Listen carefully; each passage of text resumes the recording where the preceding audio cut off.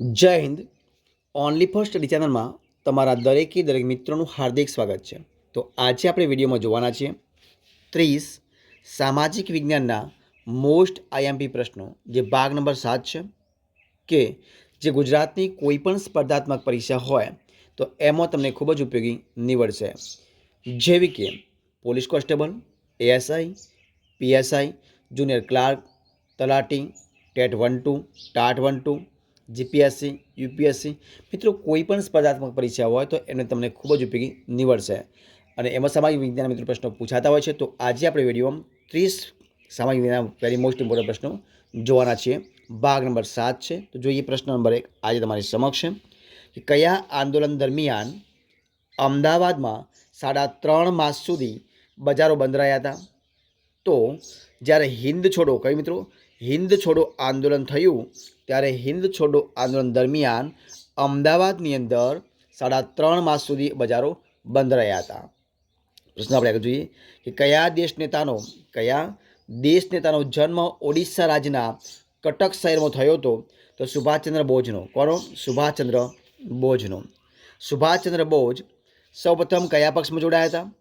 તો સુભાષચંદ્ર બોઝ સૌથી પ્રથમ વખત રાષ્ટ્રીય સ્વરાજ પક્ષમાં, કયા? રાષ્ટ્રીય સ્વરાજ પક્ષમાં જોડાયા હતા. જોઈએ પ્રશ્ન આપણે આગળ કે સુભાષચંદ્ર બોઝે કયા નવા પક્ષની સ્થાપના કરી હતી? તો સુભાષચંદ્ર બોઝે જે ફોરવર્ડ બ્લોક, કયો હશે? ફોરવર્ડ બ્લોક નામની એક સંસ્થા છે અને એની એટલે એ પક્ષની સ્થાપના કરી હતી. કોને?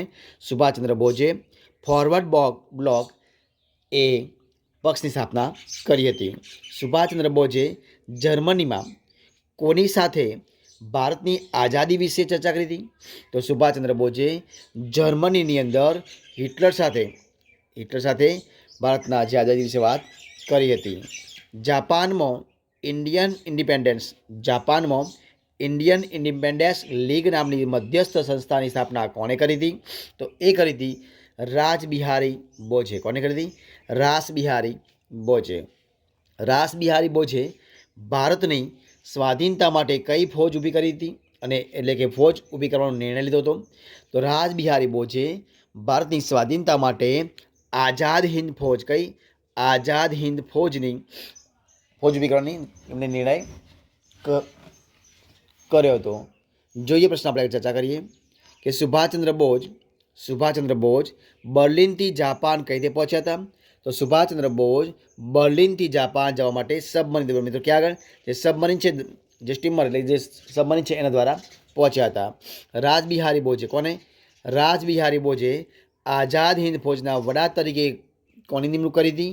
તો રાસબિહારી બોઝે આઝાદ હિન્દ ફોજના વડા તરીકે સુભાષચંદ્ર બોઝની નિમણૂક કરી હતી. જોઈએ પ્રશ્ન આપણે આગળ કે સુભાષચંદ્ર બોઝને કયું હુલામણું નામ આપવામાં આવ્યું હતું? તો સુભાષચંદ્ર બોઝને નેતાજી, કયું નામ? નેતાજી નામનું જે હુલામણું નામ છે આપવામાં આવ્યું હતું. જય હિન્દનું કયું? જય હિન્દનું સૂત્ર કોણે આપ્યું હતું? તો જય હિન્દનું સૂત્ર આપ્યું હતું સુભાષચંદ્ર બોઝે. કોને આપ્યું હતું? સુભાષચંદ્ર બોઝે આપ્યું હતું. જોઈએ પ્રશ્ન આપણે આગળ કે સિંગાપુરમાં, ક્યાં આગળ? સિંગાપુરમાં સુભાષચંદ્ર બોઝે કઈ સરકારની સ્થાપના કરી હતી?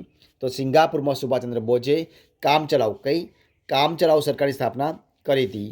સુભાષચંદ્ર બોઝે અંદમાન નિકોબાર ટાપુઓને અનુક્રમે કયા નામ આપ્યા હતા? તો સુભાષચંદ્ર બોઝે અંદમાન નિકોબાર જે ટાપુઓ છે એ ટાપુઓને અનુક્રમે શહીદ અને સ્વરાજ, જે અંદમાન છે એમને શહીદ નામ આપ્યું હતું અને નિકોબાર છે એમને સ્વરાજ નામ આપ્યું હતું. જોઈએ પ્રશ્ન આપણે આગળ કે દ્વિતીય વિશ્વયુદ્ધ દરમિયાન અમેરિકાએ જાપાનના કયા શહેરો પર અણુબોમ્બની વર્ષા કરી હતી? તો મિત્રો, દ્વિતીય વિશ્વયુદ્ધ દરમિયાન અમેરિકાએ જાપાનના હિરોશીમા અને નાગાસાકી, કયું આવશે? હિરોશીમા અને નાગાસાકી બે શહેરો છે એના પર અણુબોમ્બની વર્ષા કરી હતી. સુભાષચંદ્ર બોઝને કયા વિમાન મથકે અકસ્માતથી વિમાનમાં આગ લાગી હતી? તો સુભાષચંદ્ર બોઝને જે તાઈપાઈ છે, કયું છે? તાઈપાઈ છે એ તાઈપાઈ વિમાન મથકે અકસ્માતથી વિમાનમાં આગ લાગી ગઈ હતી. પ્રશ્ન આગળ જોઈએ કે હિન્દના વાઇસરોય તરીકે વેવેલની જગ્યાએ કોની નિમણૂક થઈ હતી? તો હિન્દના વાઇસરોય તરીકે વેવેલની જગ્યાએ માઉન્ટ બેટનની નિમણૂક થઈ હતી. કોણે ના ના છૂટકે હિંદના ભાગલાની વ્યવસ્થાનો ભારે હૈયે સ્વીકાર કર્યો હતો. તો મહાત્મા ગાંધીજીએ ના છૂટકે હિંદના ભાગલાની વ્યવસ્થાનો ભારે હૈયે સ્વીકાર કર્યો હતો. જોઈએ અખંડ હિંદના બે ભાગલા કરવાની આખરી યોજના કોને રજૂ કરી હતી?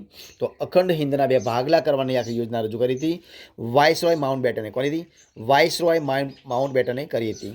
જુલાઈ 1943માં બ્રિટિશ પાર્લામેન્ટે કયો ધારો પસાર કર્યો હતો? તો જુલાઈ 1943માં બ્રિટિશ પાર્લામેન્ટે હિન્દ સ્વાતંત્ર્ય ધારો કયો આવશે? હિન્દ સ્વાતંત્ર્ય ધારો પસાર કર્યો હતો.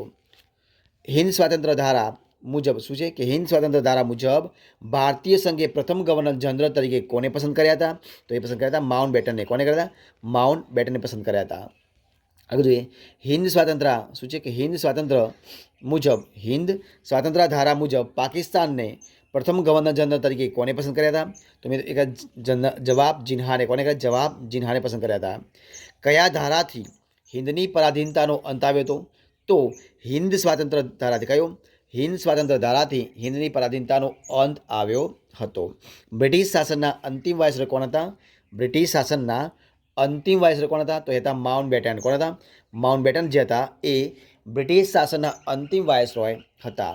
જોઈએ પ્રશ્ન આપણે આગળ કે સ્વતંત્ર ભારતના પ્રથમ હિન્દી ગવર્નર જનરલ તરીકે કોની નિયુક્તિ કરવામાં આવી હતી? તો એ કરવામાં આવી હતી ચક્રવર્તીસિંહ રાજગોપાલાચારી. કોની? ચક્રવર્તીસિંહ રાજગોપાલાચારીની સ્વતંત્ર ભારતના પ્રથમ હિન્દી ગવર્નર તરીકે એમની નિયુક્તિ કરવામાં આવી હતી. હવે જોઈએ હિન્દના વિભાજન સમયે કોના? હિન્દના વિભાજન સમયે ભારતમાં કયા અંગ્રેજ ગવર્નર જનરલ હતા? તો આવશે માઉન્ટબેટન. કોણ આવશે? માઉન્ટબેટન. ભારતના 562 જેટલા દેશી રજવાડાઓને ભારત સંઘમાં જોડવાનો ભગીરથ પ્રશ્ન કોણે ઉકેલ્યો હતો? તો એ મિત્રો ઉકેલ્યો હતો સરદાર વલ્લભભાઈ પટેલે. કોણે ઉકેલ્યો? સરદાર વલ્લભભાઈ પટેલે ઉકેલ્યો હતો. જોઈએ પ્રશ્ન આગળ કે 24મી ઓક્ટોબર 1945ના રોજ ક્યારે?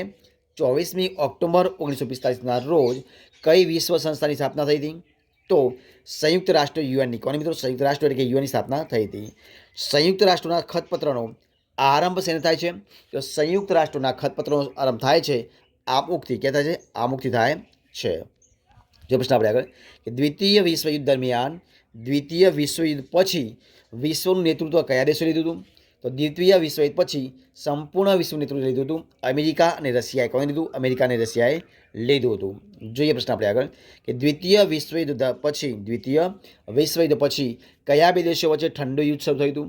તો અમેરિકા અને રશિયા વચ્ચે બંને વચ્ચે ઠંડુ શરૂ થયું હતું. તો મિત્રો અહીંયા આપણે જે 30 પ્રશ્નનો વિડીયો આપણે બનાવી છે એ 30 પ્રશ્નનો વિડીયો સંપૂર્ણપણે આપણે અહીંયા પૂરો કરીએ છીએ. જો તમને મારો વિડીયો ગમ્યો હોય, પસંદ આવ્યો હોય, યુઝફુલ લાગ્યો હોય તો એને લાઇક કરો, કોમેન્ટ કરો, તમારા મિત્રોને વિડીયો શેર કરો અને છેલ્લે ચેનલમાં નવા હોય, ચેનલ સબસ્ક્રાઈબ ન કરી હોય તો ઓનલી ફોર સ્ટડી ચેનલને સબસ્ક્રાઈબ કરવા માટે વિનંતી છે. મારા વિડીયોને પહેલાંથી છેલ્લા સુધી જોવા માટે તમારા દરેક મિત્રોનું દિલથી ખૂબ ખૂબ આભાર માનું છું. ફરી મળીશું એક નવા વિડીયો સાથે, નવા ટોપિક સાથે. ત્યાં સુધી બની રહો. જય હિન્દ, જય ભારત, બેસ્ટ ઓફ લક.